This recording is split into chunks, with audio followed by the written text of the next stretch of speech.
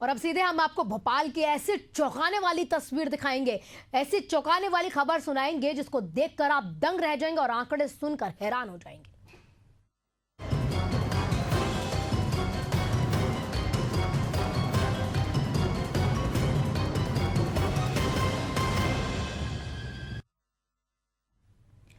अब भोपाल में बदलते हुए मौसम ने बच्चों की सेहत पर असर डाला है। सेहत पर खतरे की घंटी कहीं ना कहीं बजा दी है। अचानक से कभी धूप, कभी बारिश, कभी यहाँ पर बादल छा जाते हैं।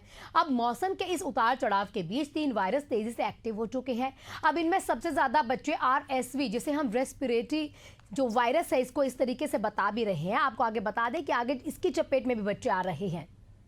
वहीं पर इसके कई मामले हैं, बढ़ते जा रहे हैं। इसके मामले हैंड, फुट और माउथ डिजीज के साथ साथ एक और डिजीज है, इसका नाम है हेपेटाइटिस। अब इसके भी सामने है। देखिए 3 वायरस मैं आपको बता रही हूँ, RSV, यहाँ पर हेपेटाइटिस और इसी के साथ हैंड, फुट, माउथ डिजीज। अब ये इसको हम HFM भी कह रहे हैं, HFMD भी कह रहे हैं इस डिजीज को। रविवार को सरकारी अस्पतालों में OPD बंद रहने के बावजूद सिर्फ इमरजेंसी वार्ड की अगर बात करें तो 119 बच्चे वहां पर पहुंचे। यहाँ पर सामान्य दिनों में 3 गुना ज्यादा बच्चे पहुंचे हैं, यानी इलाज करवाने के लिए। बीते अगर एक हफ्ते की बात करें तो भोपाल के 3 बड़े अस्पतालों की, जिसमें एम्स, हमीदिया और JP अस्पताल आते हैं, 6000 से भी ज्यादा 15 साल से कम उम्र के बच्चे इलाज के लिए पहुंचे। तीनों वायरस के लक्षण आप जान लीजिए, जिसको हम RSV कह रहे हैं। RSV के जो लक्षण है ग्राफिक्स के माध्यम से मेरे सहयोगी आपको भी बताने की कोशिश करेंगे। RSV जो रेस्पिरेटरी वायरस है, इसमें जिसमें नाक बहता है बच्चों का, खांसी आती है बच्चों को और तेज बुखार कहीं ना कहीं होता है, सांस लेने में तकलीफ होती है और सीने में घरघराहट भी होती है। बच्चों में कमजोरी आ जाती है। खाने पीने से इसमें परहेज करें, बाहर का आप ना खाएं। इसके लक्षण आगे और भी समझ लीजिए। और ये जो HFMD, जैसे हम हैंड, फुट, माउथ डिजीज कह रहे हैं, इसमें हाथ, पैर और मुंह के अंदर छोटे छोटे लाल दाने हो जाते हैं और मुंह के अंदर बोले तो उसे आम भाषा में हम छाले कहते हैं। इसमें हल्का बुखार आता है बच्चों को, गले में खराश रहती है बच्चों के और बच्चों को इसमें भूख कम लगती है, चिड़चिड़ाहट रहती है। एक और जो वायरस, 3 वायरस आप समझ लीजिए, 3 वायरस इस समय पर मध्य प्रदेश में एक्टिव हैं। हेपेटाइटिस ये तीसरा वायरस है, जिसमें उल्टी, दस्त और पेट दर्द की शिकायत रहेगी। आंख और पेशाब का पीला पड़ना है इसमें, जिसमें आप जॉन्डिस भी कह सकते हैं, ऐसा भी बच्चों में लक्षण पाए गए हैं। बच्चों को इसमें भी भूख नहीं लगेगी, थकान रहेगी, बुखार रहेगा। अब JP अस्पताल के शिशु वार्ड और PICU वार्ड की अगर बात करें तो रविवार शाम तक पूरी तरह से भरा रहा। सांस लेने में तकलीफ कहीं ना कहीं बच्चों को होने लगी और इसमें बच्चों को स्टीम दी जा रही है, क्योंकि आप लगातार हम बता रहे हैं जो खांसी और जुकाम की शिकायत रहती है, जो सीने में गरगराहट रहती है, उस कारण भी भाप हो रही है। इसके बाद उल्टी, दस्त से पीड़ित बच्चों को ड्रिप देकर, हाइड्रेशन कहीं ना कहीं देकर बचाने की कोशिश की जाए, क्योंकि डिहाइड्रेशन इन बच्चों में हो रही है। तो उन्हें पानी ज़्यादा से ज़्यादा पिलाएं और ड्रिप देकर उन्हें कहीं ना कहीं जो डिहाइड्रेशन बच्चों में हो रही है उसे दूर करने की कवायद जारी है। अब डॉक्टर्स का कहना है कि इन वायरस से प्रभावित बच्चों को पूरी तरह से ठीक होने में कम से कम, आप जान लीजिए, कम से कम 7 से 10 दिन का समय लगेगा। JP अस्पताल के शिशु रोग विशेषज्ञ डॉक्टर पीयूष पंचरत्न ने कहा कि कई जो परिजन है मेडिकल स्टोर से मनमर्जी दवा लेकर और देकर इलाज करवाने की कोशिश कर रहे हैं। अब इसी स्थिति में हालात बिगड़ सकते हैं। डायरेक्ट किसी शिशु रोग विशेषज्ञ के पास आप जाएं, यानी कि बच्चों के डॉक्टर के पास आप जाएं। अब आपके सामने जो लक्षण मैं RSV के ग्राफिक्स के माध्यम से बता रही हूँ, ये भी एक वायरस है। 3 वायरस हैं, आप समझ लीजिए, मध्य प्रदेश के भोपाल में एक RSV और एक ये हैंड, फुट, ये वाला वायरस HFMD वायरस जिसको हम कह रहे हैं। इसी के साथ तीसरा वायरस हेपेटाइटिस है। लगातार सबके लक्षण आपकी स्क्रीन पर है। 100 डिग्री फ़ारेनहाइट से ऊपर बुखार होने पर सिर्फ पैरासिटामोल दी जा सकती है, लेकिन 48 घंटे में अगर आराम नहीं मिलेगा तो तुरंत के तुरंत सबको डॉक्टर के पास जाना है। गांधी मेडिकल डॉक्टर कॉलेज के जो प्रोफेसर हैं डॉक्टर राजेश टिकस, इनके अनुसार बच्चों में अभी सबसे ज्यादा RSV के केसेस मिल रहे हैं, जिसको हमने आपको अभी दिखाया। बुखार, चिड़चिड़ाहटपन, ये तमाम चीजें। आगे उन्होंने सलाह ये भी दी है कि बच्चों का बाहर से खाना ना मंगाया जाए, बाहर का उन्हें खाना ना दिया जाए, हल्का और तरल भोजन दिया जाए, जैसे कि खिचड़ी, दलिया, ऐसी चीजें दी जाए। सूती कपड़े पहनाए, उन्हें बीमार होने पर स्कूल पार्क ना भेजे या फिर बाहर उनको ज्यादा घूमने के लिए ना भेजे।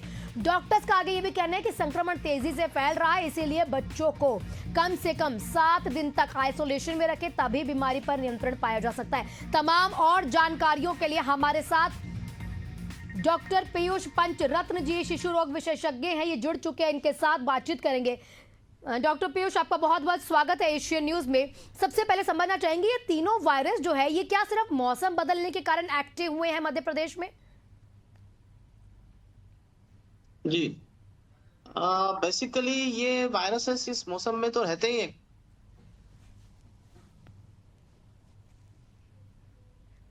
डॉक्टर पीयूष, आपकी आवाज नहीं आ रही है। चलिए दोबारा कोशिश करते हैं उनके साथ संपर्क साधने की। तो हमारे साथ जब तक हमारे सहयोगी भी जुड़े हुए हैं, उनके साथ भी अपडेट लेंगे क्या हालात मध्य प्रदेश के। लेकिन हमारे साथ डॉक्टर साहब फिर से जुड़ चुके हैं। डॉक्टर साहब, डॉक्टर पीयूष जानना चाहेंगे, क्या ये सिर्फ मध्य प्रदेश में एक्टिव, और क्या इसका जो प्रकोप है, तीनों वायरस का प्रकोप सिर्फ भोपाल में देखने को मिल रहा है? नहीं, बेसिकली ये तो वायरस सीजनल वेरिएशन है, तो ये मेरे को लगता है पूरे मध्य प्रदेश में होगा। एग्जैक्ट स्थिति मेरे को मध्य प्रदेश की नहीं मालूम, मैं तो भोपाल में पदस्थ हूँ, डिस्ट्रिक्ट हॉस्पिटल, तो यहाँ की बोल रहा हूँ। पर ओवरऑल ये सभी जगह एक्टिवेटेड है। वो सर्दी खांसी का मौसम अभी है ही, लेकिन बच्चों में थोड़ा सा आरएसवी वायरस ज्यादा परेशान करता है। जो 2 महीने से 2 साल के बच्चे रहते हैं, उनमें सांस लेने में तकलीफ होती है, बुखार आता है, वो पसली चलने लग जाती है। तो ऐसे बच्चों को यदि परेशानी होती है, सर्दी खांसी हल्की सी और सांस लेने में परेशानी होती है, तो अपने को तुरंत डॉक्टर को दिखाना है, क्योंकि एक तरह का वायरस होता है। और चूंकि वायरस है, तो वायरस के अंदर कोई एंटीवायरस तो कुछ होता नहीं है। इसको एडमिट करके हम हाइड्रेट करते हैं और अपने अनुसार मॉनिटर करते हैं। तो डॉक्टर को तुरंत दिखाएं। हल्का बुखार है तो पैरासिटामोल दे सकते हैं, लेकिन यदि सांस लेने में परेशानी है बच्चे को और पसली चल रही है उसको, तो अपने को डॉक्टर को दिखाना पड़ेगा। दूसरी जो आपने बीमारी के बारे में बताया, इसको बोलते हैं hand foot and mouth disease. ये एक तरह का वायरस है, कोक्साकी से होता है, और ये भी एकदम कंटीजियस वायरस है। जो बच्चे आपस में पेंसिल्स वगैरह शेयर करते हैं या आपस में खेलते हैं, तो ये बच्चों में लग जाता है। इस वायरस के बच्चे ओपीडी में ज्यादा आ रहे हैं, इसमें एडमिशंस की आवश्यकता हमको इतनी नहीं लगती है। पर फिर भी यदि बच्चे के अंदर मुंह में छाले हैं और वो ओरल इंटेक नहीं कर पा रहा है और हाइड्रेशन की कमी होती है, डिहाइड्रेशन होता है, तो फिर ऐसे बच्चों को हमको कभी कभी एडमिट भी करना पड़ता है, क्योंकि काफी पेनफुल अल्सर्स होते हैं इसके अंदर भी। इसमें भी केवल पैरासिटामोल दे सकते हैं हल्के, इसमें ज्यादा कुछ होता है तो डॉक्टर्स की सलाह लें। तीसरा आपने बताया था हेपेटाइटिस। हेपेटाइटिस ए होता है बेसिकली, ये फिकोरल रूट से फैलता है। बारिश के मौसम में ऐसे भी बाहर खाना पीना बिल्कुल नहीं करना चाहिए, घर का ही पानी पिए और थोड़ा सा हाइजीन मेंटेन करके रखें। और परेशानी बढ़ती है तो डॉक्टर को दिखाएं। तीनों वायरल इलनेस है, पर अलर्ट रहने की जरूरत है और साफ सफाई की विशेष ध्यान देने की आवश्यकता है। और जो लोग यदि बीमार हैं दूसरे बच्चे घर में, तो उनको थोड़ा आइसोलेट करके रखें। स्कूल के अंदर यदि परेशानी तो न भेजें, बच्चे को घर के अंदर रखें, और स्थिति बिगड़ती है तो डॉक्टर को तुरंत दिखाएं। लेकिन डॉक्टर, इसमें खाने पीने के क्या एहतियात बरतने हैं? जैसे बताया जो एक लिक्विड डाइट पे रहें, ऐसा भी कुछ, या क्या ना खिलाएं? बेसिकली जिस वायरल हेपेटाइटिस जो होता है, इसके अंदर तो हम बोलते हैं कि फैटी डाइट अपने को अवॉइड करना है, कार्बोहाइड्रेट रिच डाइट देना है। मतलब सीधी बात है कि कोई भी तली गली चीज अपने को नहीं देना है। खिचड़ी है, दूध है, केला वगैरह, फल वगैरह दे सकते हैं। हेपेटाइटिस ए के अंदर कोई सेल्फ लिमिटिंग इलनेस होती है, बेसिकली कोई लीवर पे काफी लोड डालती है। दूसरा ये जो आरएसवी है, रेस्पिरेटरी वायरस जो है, इसके अंदर भी हल्का अपन थोड़ा सा मतलब फीडिंग, अब चूंकि छोटा बच्चा है तो ब्रेस्ट फीड पे रहते हैं मोस्ट ऑफ टाइम करके, तो इनको तो बहुत ज्यादा फीड रिस्ट्रिक्ट करने की आवश्यकता नहीं है, पर थोड़ा सा हाइड्रेट करके रखें प्रॉपर तरीके से। ये है, चाहे आरएसवी है, तीनों के अंदर इसका विशेष ध्यान रखें। लेकिन स्थिति में यदि कभी अपने को ऐसा लगता है कि बच्चा नहीं खा पा रहा है, वॉमिटिंग ज्यादा है, या सांस लेने में तकलीफ है, या नीला पड़ रहा है, या फीवर हाई ग्रेड है, तो तुरंत अपने को हॉस्पिटल में ले जाना है। और उसको फिर हो सकता है तो आवश्यकता पड़ेगी तो उसको एडमिट करने की आवश्यकता पड़ सकती है। अभी डेफिनेटली इसका एपिसोड काफी ज्यादा है, एपिडेमिक अभी, क्योंकि क्या है कि सीजन ही है, और ये सीजन इन वायरस में होता ही होता है, इस सीजन में ये वायरस, सॉरी। तो थोड़ा सा विशेष ध्यान रखें, और यदि कुछ दिक्कत लगती तो तुरंत डॉक्टर की संपर्क करें और उसको भर्ती कराएं आवश्यकता लगती तो। डॉक्टर पीयूष, इसके शुरुआती, तीनों के शुरुआती लक्षण क्या है? क्योंकि देखिए, बच्चा बीमार होना अगर आप कह रहे हैं, ये आम यहाँ पर मौसम में रहता भी है, क्योंकि जिस तरीके से मौसम बिगड़ रहा है, शायद आपकी और हमारी तबीयत भी मौसम बदलने से खराब रहती है। लेकिन बच्चों में कैसे समझें कि हो सकता है ये तमाम जो तीनों वायरस के लक्षण हो सकते हैं? देखिए क्या होता है, ये दो तो रेस्पिरेटरी, जैसे बच्चा सपोज करो सबसे पहले आपको हल्की सर्दी खांसी से प्रेजेंट करता है कि मदर बोलती है कि सर्दी हो गई है थोड़ी सी, या हल्की सी खांसी है, एक आध दिन के अंदर हो सकता है फीवर डेवलप हो जाता है करके। तो जैसे ही सर्दी खांसी होती है और फीवर होता है, माइल्ड फीवर में तो अपन पैरासिटामोल दे सकते हैं, माइल्ड जिसको हम बोलते हैं 99 के आसपास जो फीवर होता है, उसमें पैरास्टामोल से सकते हैं, लेकिन ये फीवर बढ़ता है, हाई ग्रेड फीवर 100 के ऊपर जाता है और बच्चा को सांस लेने में तकलीफ है या खांसी डेवलप हो जाती है, काफी ज्यादा रेस्पिरेटरी डिस्ट्रेस डेवलप है, खांसी लग जाता है बच्चा, तो फिर अपने को डॉक्टर को अप्रोच करना पड़ता है। दूसरा दूसरा जो hand foot and mouth disease है, इसके अंदर भी फीवर से प्रेजेंट करता है बच्चा और मुंह में यदि छाले हो जाते हैं तो इरिटेबल हो जाता है और मुंह से एक्सेसिव सलाइवेशन चालू हो, लार गिराना चालू करता है बच्चा, क्योंकि बोल तो सकता नहीं है। तो यदि मुंह खोल के आप देखोगे तो सामने काफी सारे छाले दिखने लग जाते हैं। तो पेरेंट्स को बोलना है कि हाथ में यदि परेशानी हो रही है, लाल लाल दाने आ रहे हैं, पाँव में आ रहे हैं या बटक्स में आ रहे हैं या मुंह में इस टाइप के दाने आ रहे हैं, तो ऐसे बच्चों को अपन सिंपल पैरास्टामोल से ना ज्यादा कुछ नहीं दें, ज्यादा लगता है तो डॉक्टर्स को ही दिखाना ठीक रहेगा, क्योंकि यदि स्थिति बिगड़ती तो फिर एडमिशन के लिए उसको जाना पड़ सकता है। तीसरा जो है अपन बोलते हैं वायरल हेपेटाइटिस ए, जो अपन बोलते हैं फीकोरल रूट से ट्रांसमिट होता है, इसमें भी सिंपल वे में अपन पैरास्टामोल दे सकते हैं, लेकिन यदि ओटीपीटी बढ़ता है या बिलिरुबिन बढ़ता है, बच्चा वॉमिट बहुत ज्यादा कर रहा है, तो एडमिशन और आई फ्लूइड के अलावा फिर ऑप्शंस नहीं बचते हैं।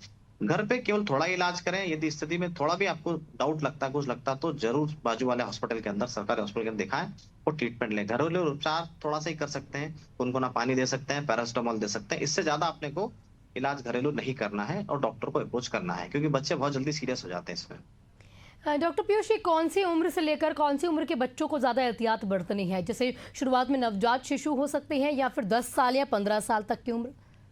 आरएसवी जो है वो तो 2 महीने से 2 साल के बच्चों को अफेक्ट करता है, इसका एज ग्रुप वही है।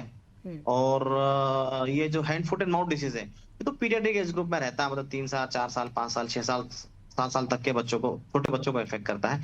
और हेपेटाइटिस वाला वायरस, ये भी पीडियाट्रिक एज ग्रुप, मतलब 10-12 साल तक के बच्चों को मेनली इफेक्ट करता है, लेकिन आरएसवी छोटे बच्चों में ज्यादा इफेक्ट करता है और ज्यादा गंभीरता होने की संभावना आती है। मैक्सिमम बच्चे हमारे इसी के आते हैं जिसमें एडमिशन की आवश्यकता लगती है। आरएसवी और हेपेटाइटिस के अंदर हो सकता है अपने को इतनी एडमिशन की आवश्यकता न लगे, लेकिन इन वायरस के इन्फेक्शन में, आरएसवी में अपने को एडमिशन की आवश्यकता लग सकती है। तो किस में लग सकती है एडमिशन? मतलब आरएसवी में ज़्यादा हो रहे हैं और हेपेटाइटिस और हैंड फुट माउथ वाला जो उसमें कम हो रहे हैं?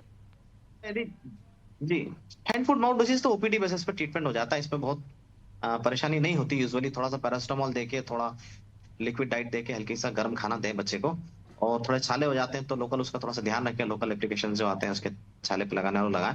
बाकी ये तो घर पे ट्रीट हो जाता है, लेकिन जो खासकर सांस की परेशानी है, इसके अंदर आपको डॉक्टर को दिखाना कंपलसरी, क्योंकि बच्चा छोटा होता है तो उसके बहुत बॉडी रिजर्व होते भी नहीं और सांस लेने तकलीफ होती, तो बच्चे काफी जल्दी समान होती कि ये डिफिकल्टी इन रेस्पिरेशन, मतलब ब्रोंकोनिमोनिया में कन्वर्ट हो सकता है। तो थोड़ा बहुत ठीक है, लेकिन बच्चे को यदि सांस लेने में तकलीफ हो रही है या उसको खांसी ज्यादा है, तो फिर अपने को इसको दिखाना ही।